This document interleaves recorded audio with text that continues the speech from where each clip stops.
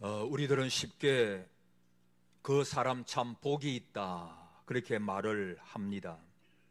또 어떤 사람을 향해서는 참 박복한 사람이다 그렇게 말하기도 하지요. 우리가 무슨 근거로 그런 말들을 하게 될까요? 어떤 것이 진정한 축복일까요?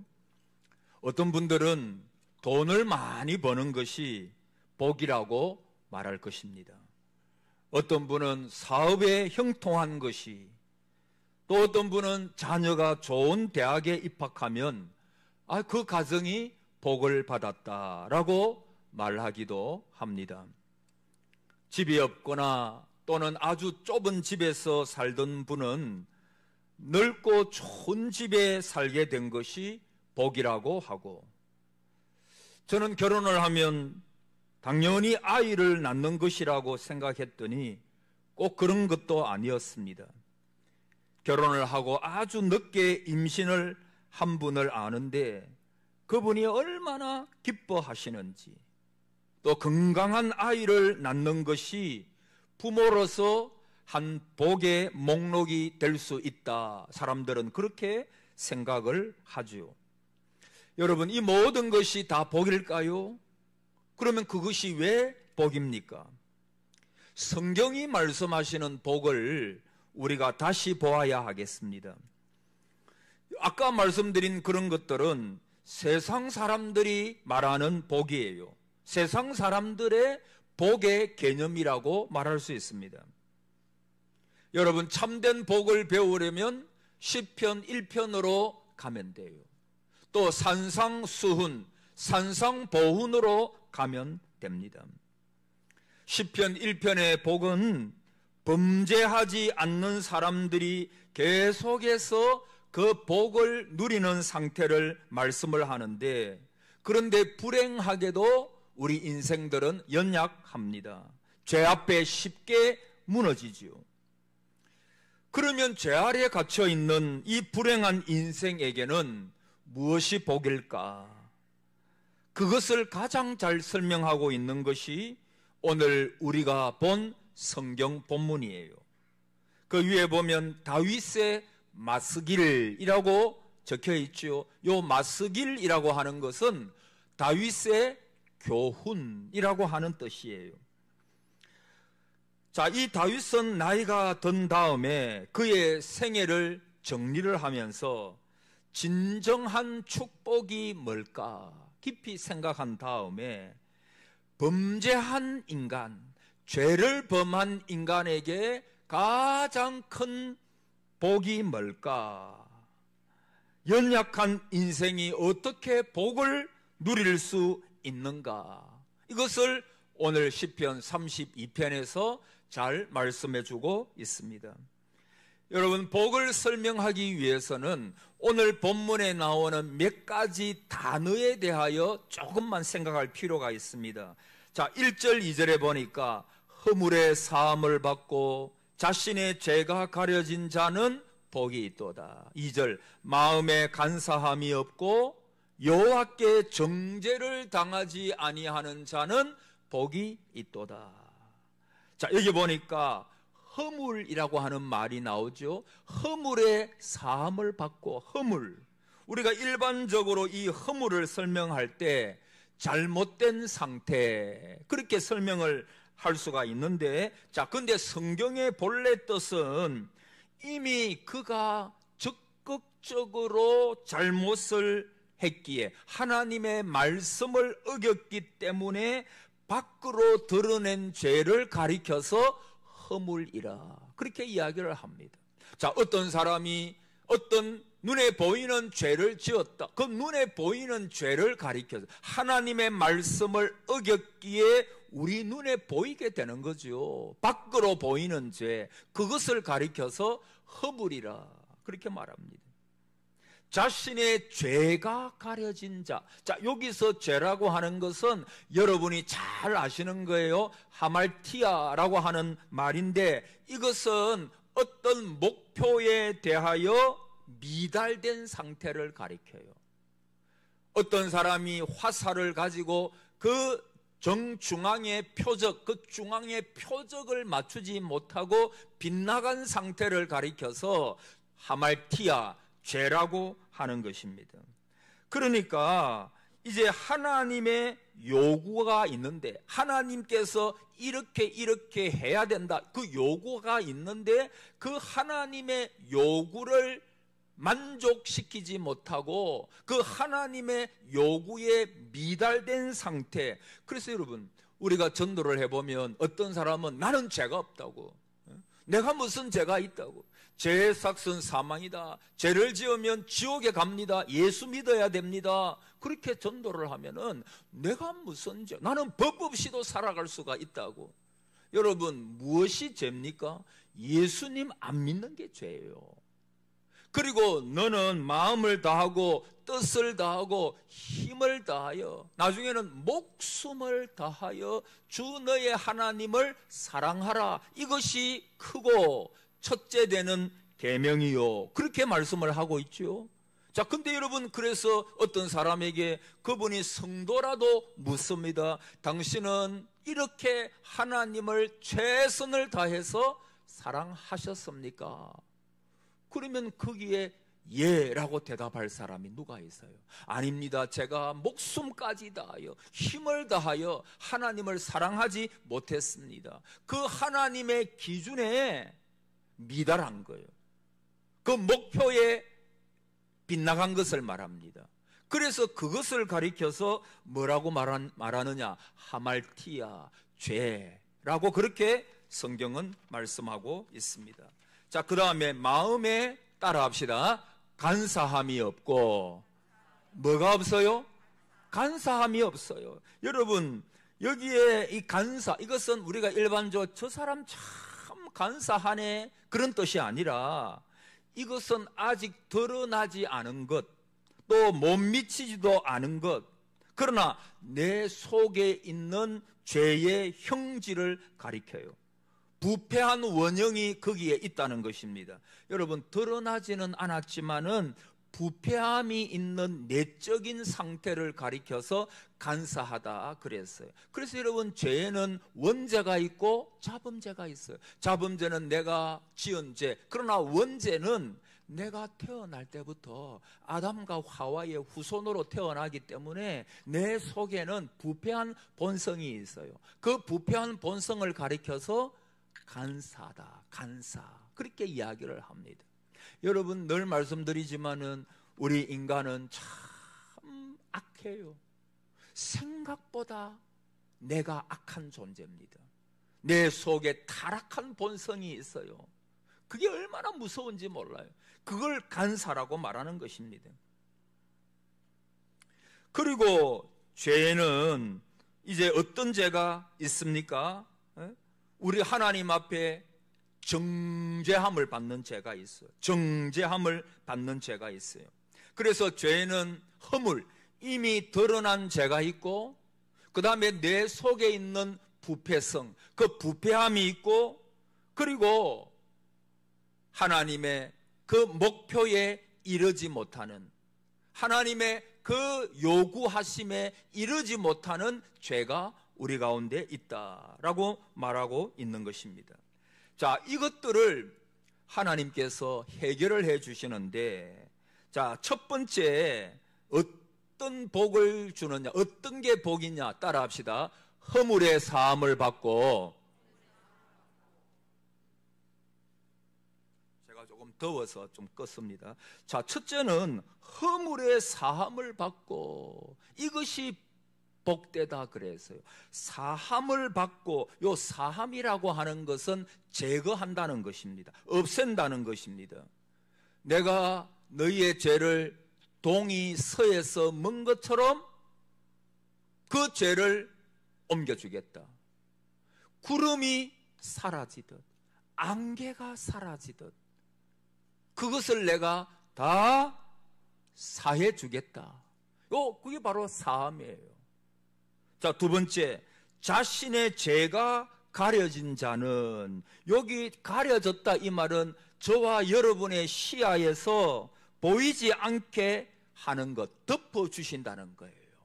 여러분, 예수 그리스도의 보혈의 피가 저와 여러분의 죄를 덮어주시는 줄을 믿으시기를 바랍니다. 그래서 우리가 그리스도의 보혈을 찬양하는 거예요. 여러분이 어려움이 있을 때, 두려움이 있을 때 보혈 찬양을 많이 부르십시오. 주의 보혈, 주의 보혈, 예수 그리스도의 보혈. 사탄이 여러분을 시험할 때 그리스도의 보혈을 외치십시오. 자, 한번 따라 봅시다. 주의 보혈. 주의 보혈을 외치세요. 주의 보혈은 능력이 있어요. 그 보혈로 여러분의 모든 더러운 죄들을 덮어주시고 그 보혈로 모든 병을 덮어주실 때 회복의 은혜가 임하는 것입니다. 그 보혈이 덮어버려야 돼요. 그래서 저는 오늘도 이 강단에 올라올 때 기도하기를, 하나님, 오늘 예배에 나오는 모든 동상의 가족들 다 그리스도의 보혈로 덮어 주시옵소서. 어떤 병도 주의 보혈로 덮어서 깨끗게 하여 주시옵소서. 하나님 앞에 그 기도한 거예요. 자신의 죄가 가려지고 그 다음에 정죄를 당하지 않는 자가 복이 있도다. 여러분, 가장 무서운 정죄가 뭡니까? 하나님의 정죄함입니다. 로마서에 보면 예수 그리스도를 믿을 때에 너희에게 정죄함이 없도다 그랬어요. 정죄함, 하나님의 심판. 여러분, 무엇보다도 무서운 것이 하나님의 심판이에요. 하나님께서 그를 정죄하시면 그가 헤어나올 길이 없는 거예요. 여러분, 그래서 오늘 시편 32편에서 다윗은 이것을 생애의 가장 큰 복이라고 말하고 있어요. 여러분, 다윗이 어떤 사람입니까? 모든 것을 다 가진 사람입니다. 그에게는 황금이 있었고 재물이 있었어요. 아름다운 자녀들이 있었습니다. 그에게는 가장 지혜자였던 솔로몬, 그 솔로몬이 다윗의 아들입니다. 넓은 제국과 권력이 그의 것입니다. 뿐만 아니라 그의 마음속에 떠오르는 여러 영감들을 하프로 시로 표현하는 예술적인 달란트를 이 다윗이 가졌습니다. 그런데도 이 다윗은 말하기를, 나는 그런 것들로 인하여 복이 있습니다 라고 말하지 않았습니다. 내가 이것들을 가져보았으나 그러나 나에게 있어서 가장 큰 복은 여호와께서 내가 지은 반항의 죄를 멀리 던져주시고 내가 열심히 힘쓰고 노력했지만 미달했던 그 죄를 보배로운 피로 덮어주시고 그리고 내 속에 있는 부패한 형질들을 주께서 죄로 여기지 아니해 주시는 이 복이야말로 가장 놀라운 복이라. 그렇게 그는 고백하고 있습니다. 여러분, 다윗이 인생의 복을 논할 때 물질과는 아무 관계가 없습니다. 지위, 그는 왕이었지만 지위가 복이라고 말하지 않았습니다. 아름다운 인간관계라고 말하지 않았습니다. 진정한 복이 어디 있느냐 하면 내 마음속에 있다. 다시 말하면 오직 하나님과의 관계에 있다. 하나님과의 아름다운 관계가 나에게 있어서 복이다. 여러분, 하나님과의 관계를 파괴하는 것이 뭐예요? 죄입니다. 허물입니다. 거기에 하나님의 심판이 있고 하나님의 정죄가 있습니다. 죄의 삭은 사망입니다. 멸망입니다.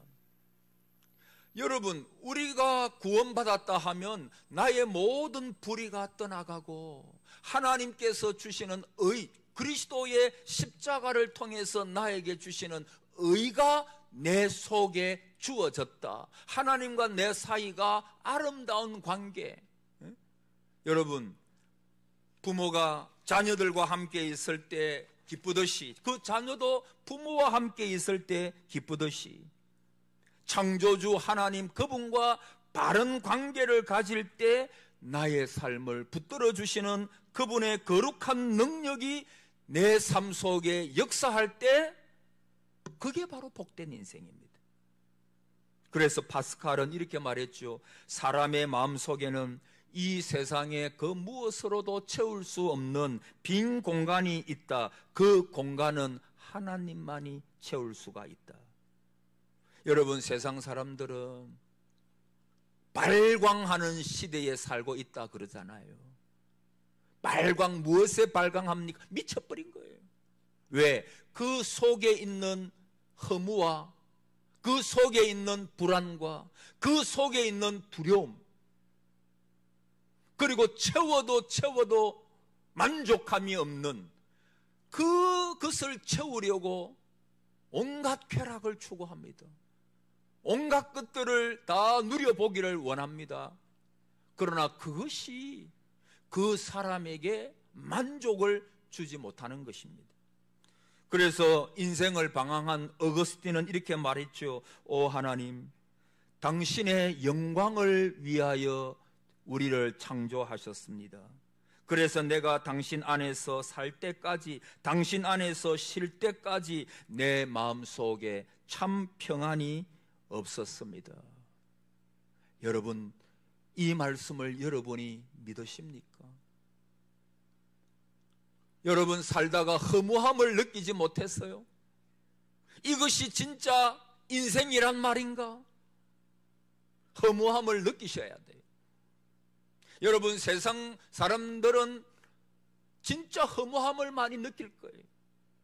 권력을 추구하면서, 돈을 추구하면서, 어떤 관계를 추구하면서 그것들을 얻으려고 노력하지만 그것들을 얻은들 그 정점에 가서 그것이 그들에게 과연 참된 만족과 기쁨을 줄 수가 있는가?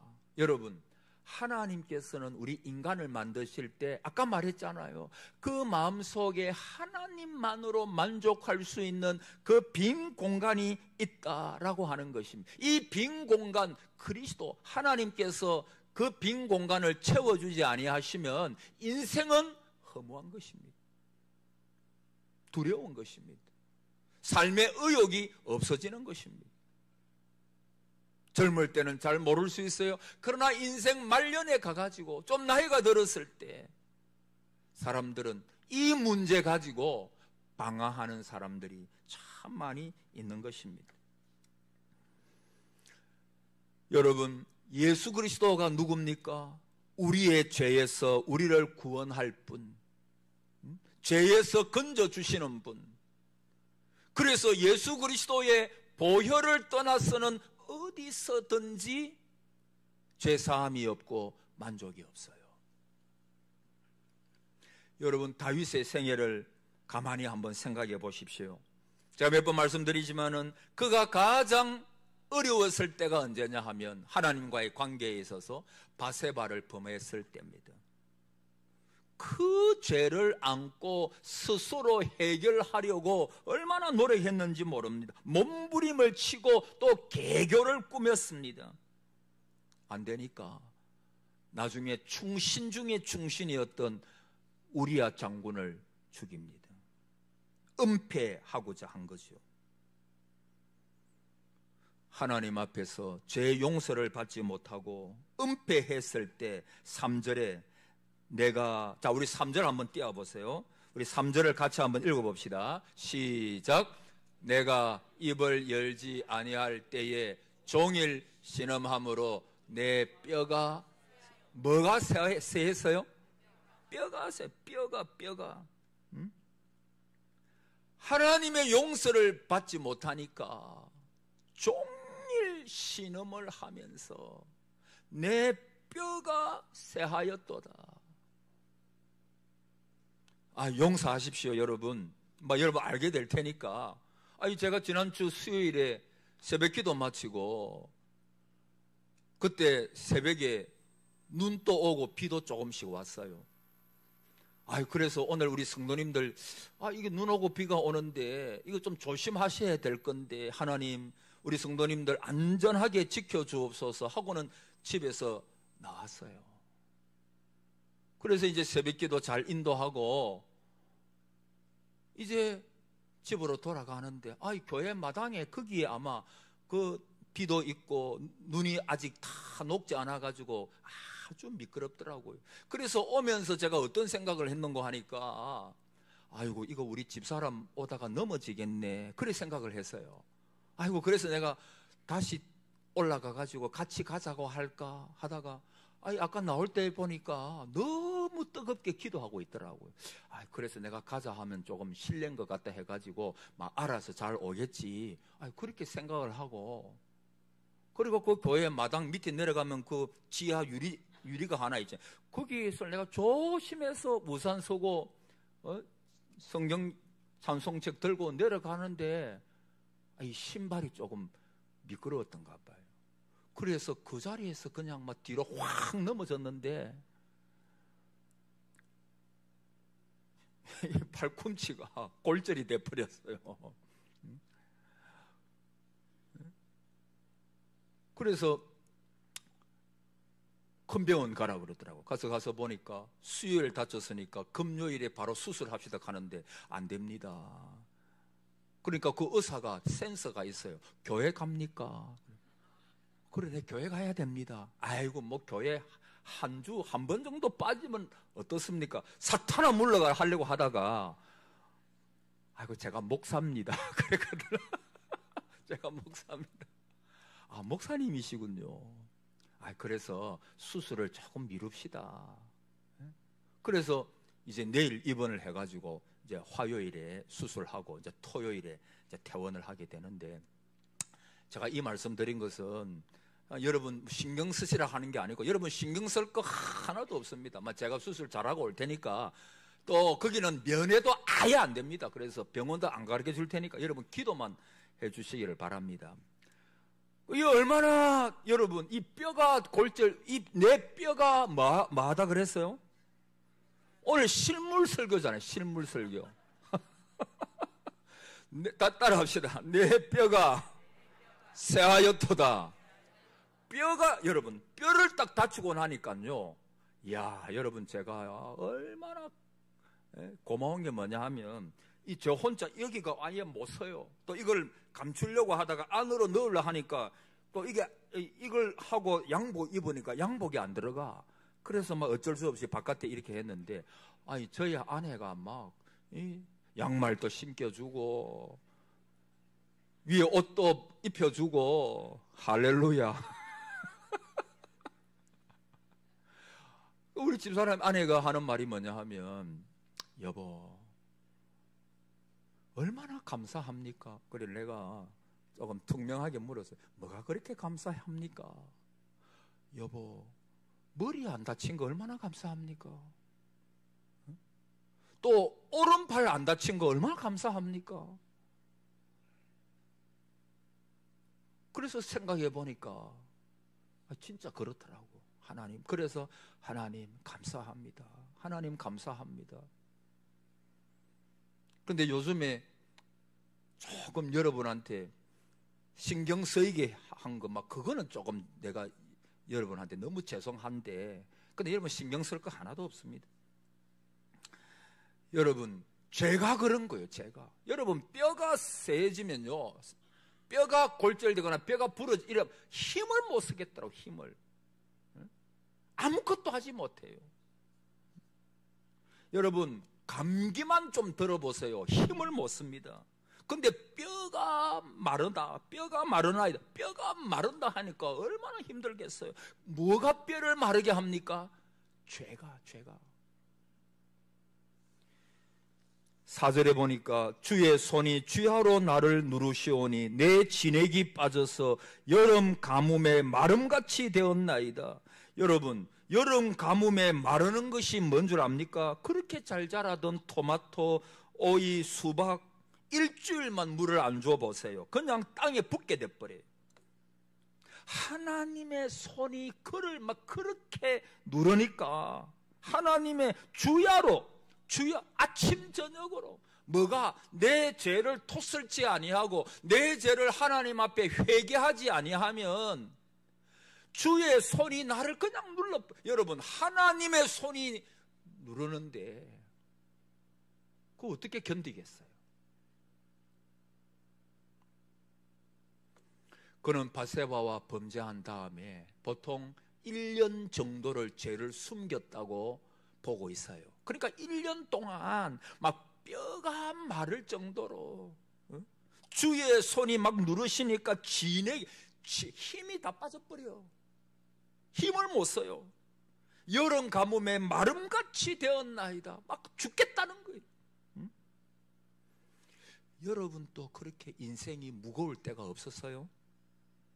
도무지 힘을 쓰지 못할 때, 마음의 기쁨과 감격이 사라지고 환경이 아니라 여러분이 하나님과의 관계가 바르지 못하고 여러분 속에 죄를 회개치 아니하고 아니면 습관적인 죄를 계속해서 지을 때, 그것이 여러분 속에 있는 구원의 감격과 기쁨을 다 빼앗아가 버려요. 뭐가요? 죄가.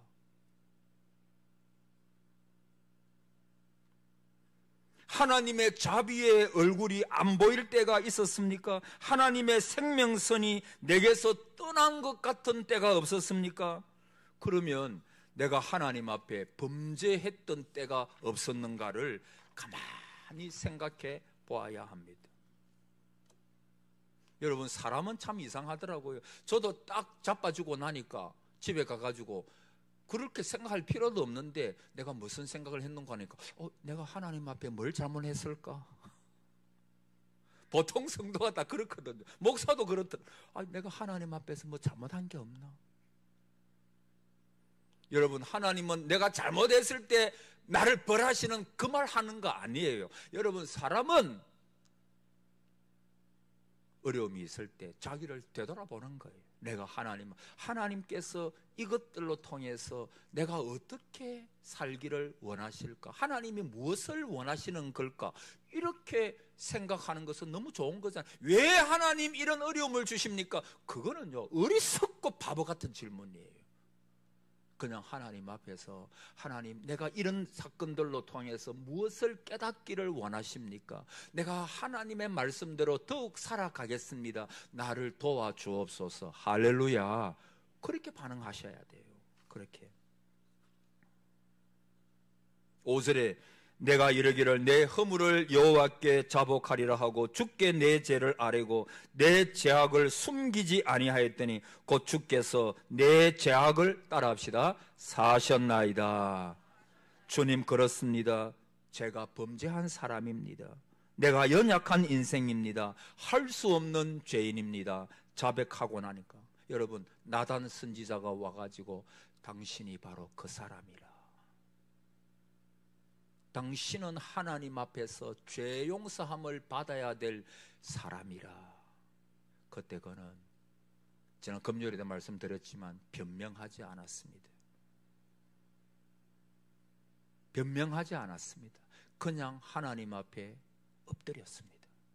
그리고 하나님의 용서를 구했습니다. 그때 하나님께서 내 죄악을 사하셨나이다. 여러분, 결론적으로 두 가지 사람이 있습니다. 두 가지 사람. 복된 자는 죄를 그냥 두지 않아요.